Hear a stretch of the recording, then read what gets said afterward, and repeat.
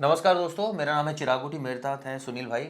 आज बात करने आए हैं हम जिस तरह से महंत गिरी को लेकर अब तमाम पुलिस की इन्वेस्टिगेशन शुरू हो गई, किस तरह से आगे जांच बढ़ेगी और क्या सबूत पुलिस के पास इस समय है। इस समय सबसे बड़ा सबूत है, पहले पुलिस जो हैंड राइटिंग है उसका मिलान करने की कोशिश कर रही है कि पुरानी कोई किताबें जिसमें महंत गिरी ने कुछ लिखा हो उससे उनका मिलान किया जाएगा। दूसरा इसमें जो सबूत है वो जो एक वीडियो की बात सामने आ रही है कि उन्होंने वीडियो बनाया, वो है।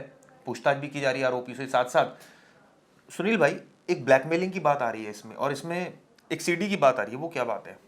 देखिए, ब्लैकमेलिंग की तो जो बात आ रही है, साफ साफ जो उन्होंने सुसाइड नोट में भी इस बारे में एकदम स्पष्ट तौर पे लिखा है कि वो मुझे परेशान कर रहा था और मुझे बदनाम करना चाहता था। और मैं इसीलिए मैं अपनी आत्महत्या कर रहा हूँ क्योंकि मेरा एक सम्मान है, एक समाज में एक मेरी हैसियत है। वो हैसियत अगर वो जो सम्मान अगर वो खो गया एक बार, तो मैं किसी को मुंह दिखाने लायक नहीं रहूँगा। कुछ इस तरह की बातें हैं। इसी वजह से मैं अपने सम्मान को बचाने के लिए मैं सुसाइड कर रहा हूँ। इस तरह की बातें लिखी हैं। तो जाहिर सी बात है कि जो ब्लैकमेल कर रहा था, जिसका नाम आ रहा है आनंद गिरी, गिरी। जो उनका शिष्य रहा है, तो वो जिस तरह की बात आ रही है कि जो फोटो अश्लील वीडियो या किसी लड़की को लेकर के, हालांकि उन्होंने लिखा है कि कंप्यूटर द्वारा एडिट किया हुआ वो फोटो है, इस तरह से वो ब्लैकमेल कर रहा था जिसकी वजह से वो जान दे रहे हैं। नहीं, मुझे एक चीज़ बताइए, कंप्यूटर द्वारा जो एडिट किया गया फोटो से कोई डर जाएगा?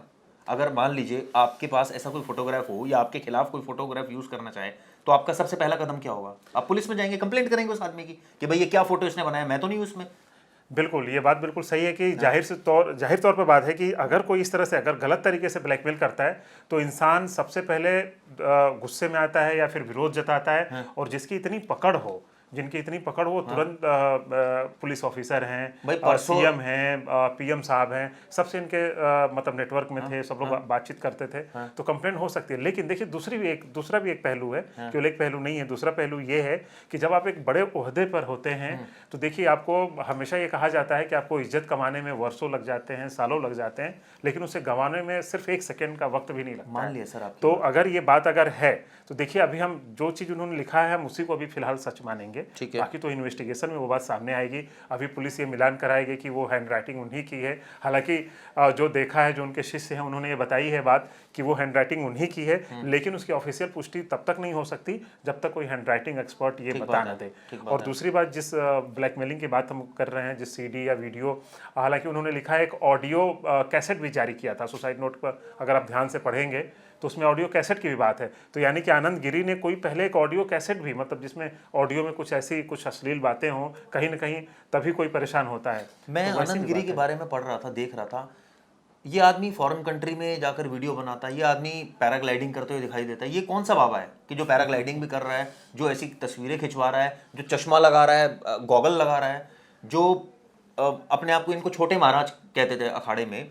और ये कहा जाता था कि कई सारे डिसीजन खुद लेते थे, मतलब इनको इतनी पावर दे रखी थी। यानी एक शख्स जो इतना क्लोज था, एक बार झगड़ा हुआ प्रॉपर्टी को लेकर, उत्तराधिकारी को लेकर भी झगड़ा हुआ, वो पैरों में गिरे, अगले दिन माफी मांगी, उसके बाद फिर सब नॉर्मल हो गया। फिर बाबा जी ये कह रहे हैं कि ये 3-4 लोग मेरे पीछे पड़े हुए थे, ये प्रॉपर्टी चाह रहे थे। तो इस बात की भी जांच होनी चाहिए कि एक्चुअल में इनके अकाउंट होल्डर ये कितने अकाउंट्स के होल्डर हैं, कितना अमाउंट इसमें ट्रांसफर हुआ है, इनकी कितनी प्रॉपर्टीज हैं, कितना इन्होंने उससे जो है वो पैसा कमाया है, ये और सभी के अकाउंट्स जितने बिल्कुल, आरोपी हैं। देखिए, ये बात बिल्कुल सही है कि ये जो जिन बाबा की आप बात कर रहे हैं, आनंद गिरी, हाँ। ये देख कर ही, हालांकि जब से इनको सोशल मीडिया पे लोगों ने देखा है, हाँ। सबसे पहला सवाल तो यही कह रहे हैं कि ये फ्रेंच कट वाले ये कौन से बाबा हैं। हाँ। ठीक है, ये सन्यासी कैसे हो सकते हैं हाँ। कि जो इतने आलिशान तरीके से, जो इस तरीके से, मतलब सन्यासी का मतलब क्या होता है, हाँ। आप खुद बताइए। हाँ। कि सन्यासी का मतलब सीधे है कि सब कुछ से आप सन्यास ले चुके हो, सीधी बात है। मतलब जहाँ पे लग्जरी की बात होती है, जहाँ पे इस तरह शानो शौकत की बात होती है, तो ये कैसे सन्यासी हैं भाई? आप महंत बन रहे हो, छोटे महंत और बन सबसे रहे बड़ी हो। बात यह है कि एक सन्यासी अगर आप नहीं है, जो दिखने में ही नहीं लग रहे, तो बाबा ने अपनी कस्टडी में कैसे रखा हुआ है कैसे आदमी को?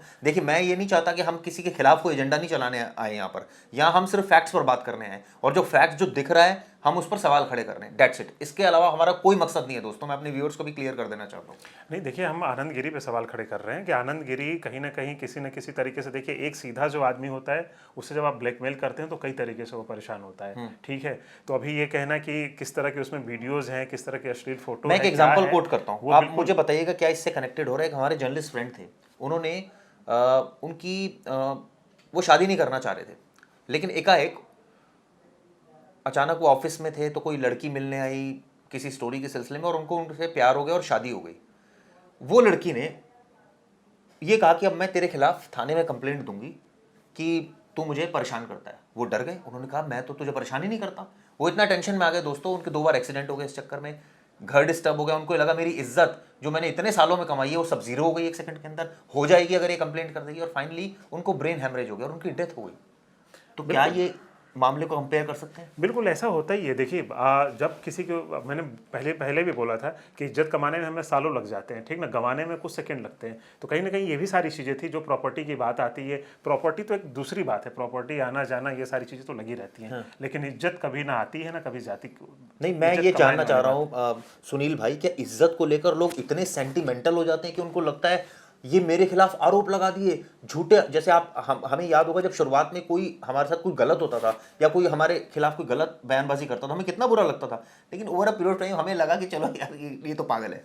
हाँ नहीं, है ना? लेकिन एक ये एटीट्यूड देखिए, आपका चेंज हो बिल्कुल, जाता है। ये सारी चीज़ें हैं। लेकिन एक महंत को जो खुद दूसरों को ये समझाते हैं कि देखिए बुरे वक्त में हमें कैसे धैर्य से काम लेना चाहिए, हमें समझदारी से काम लेना चाहिए। और ये भी कहा जाता है कि आप वो भी सुनते हैं हम लोग कहानी कि जो चंदन है उस पर हजारों लाखों विषैले सर्प लगे रहते हैं, लेकिन चंदन अपनी कभी भी अपनी क्वालिटी को ख़त्म नहीं करता है। तो अगर हम सब कुछ ठीक है, सब कुछ ये हैं, तो लगातार कोई किसी भी तरह के सवाल उठाए, हमें उसको जवाब देना चाहिए था, हमें उस पर खड़े होना चाहिए था। यानी कि तो सत्य एक परेशान हो मैसेज, सकता है, पराजित नहीं। बिल्कुल। तो ये चीज़ है कि चलिए अब जो हो गया उस पर तो हम नहीं कुछ करेंगे, लेकिन हम ज़रूर चाहेंगे कि जो सवाल अभी जो सवाल बाकी हैं, जैसे कि सुसाइड नोट को लेकर के, फिर प्रॉपर्टी को लेकर के, और जाहिर सी बात है जो आनंद गिरी है, आनंद गिरी जिस तरीके का उसका पूरा एक हुलिया आप देख रहे हैं, ऑस्ट्रेलिया में छेड़छाड़ की बात आती है, फिर लोगों के साथ उनके जो फोटोग्राफ्स आप देख रहे हैं, ये बहुत जो सारे फोटोग्राफ आ रही है जो प्लेन के अंदर है जिसमें वो ड्रिंक का एक ग्लास रखा हुआ है, कितनी सच्चाई है इस फोटो में?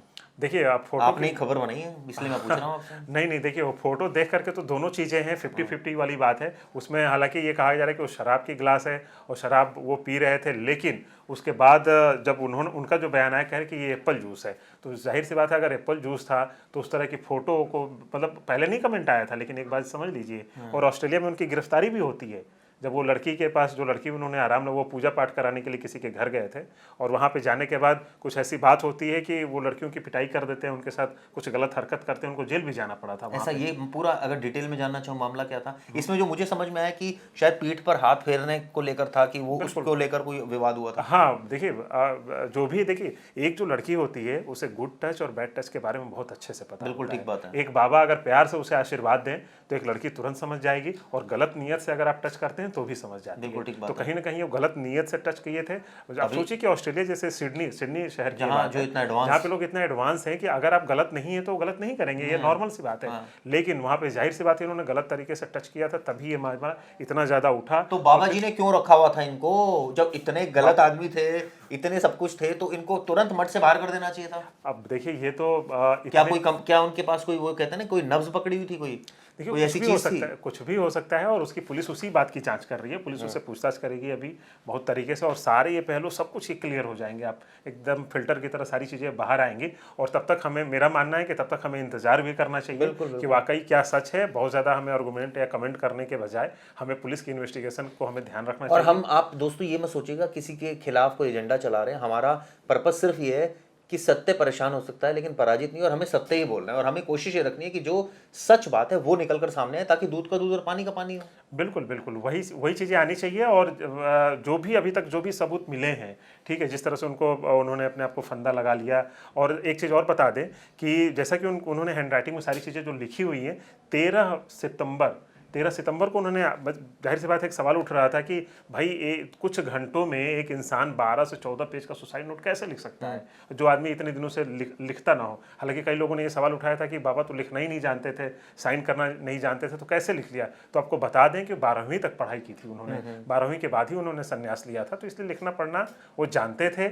और दूसरी बात कि इतना लंबा सुसाइड नोट कैसे लिखा, तो उन्होंने 13 सितंबर को सुसाइड नोट आधा हिस्सा उन्होंने लिख लिया था, लेकिन उन्होंने खुद लिखा है और उसको उन्होंने पहले से वो लिखते आ रहे थे और बड़े समय से वो परेशान थे। बिल्कुल, काफ़ी समय से परेशान थे। 13 सितंबर को जो उन्होंने सुसाइड नोट लिखा है, तो बाकायदा जब 20 तारीख को उन्होंने सुसाइड किया तो 13 सितंबर की डेट को कट करके वहाँ पे 20 सितंबर कर दिया। ये अपने हम दर्शकों को दिखा भी सकते हैं सुसाइड नोट की। तो एक चीज़ और भी देखी आपने सुनील भाई, कि उस समय जब ये पूरी घटना हुई, आनंदगिरी हरिद्वार में थे, और आज मैं जो खबर बनाई है उसमें ये चीज़ लिखी हुई थी कि ये पूरी साजिश के तहत, ऐसा तो नहीं हुआ कि वो वहाँ चले गए, किसी ने साजिश की मठ पर कब्जा करने की और इनको फंसा दिया ताकि दोनों पिक्चर से क्लियर हो जाएं, और हम जो है तीसरा जो है वो देखिए एक तरह बहुत से सारे, बिल्कुल ये देखिए क्राइम में हमेशा किसी भी पहलू को ना हम नज़रअंदाज कर सकते हैं ना किसी पहलू को हम एकदम बिल्कुल कह दें कि नहीं यही कंफर्म कर सकते जब हैं तक सबूत ना हो। बिल्कुल। तो जब तक सबूत नहीं आता है, सबूत आने तक का हमें इंतजार करना पड़ेगा, और जब सबूत आएंगे तो फिर इस चीज़ को हम लेकर पूरी कहानी। उम्मीद करते हैं सबूत आएगा, और जिस तरह से योगी आदित्यनाथ जो मुख्यमंत्री है यूपी के, उन्होंने कहा है कि